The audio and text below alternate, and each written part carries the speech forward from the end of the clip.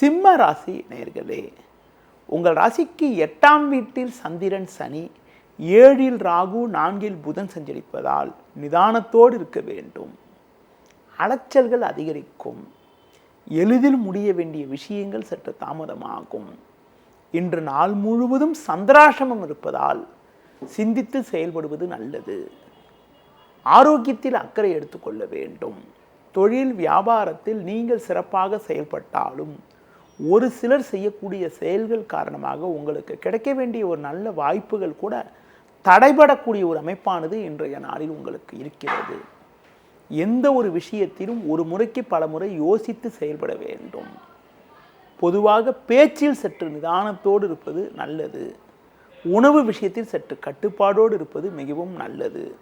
இன்றைய நாளில் ஒரு சில வளமான பலன்களை நீங்கள் பெறுவதற்கு தட்சிணாமூர்த்தி வழிபாடு மேற்கொள்வது மிகவும் சிறப்பு.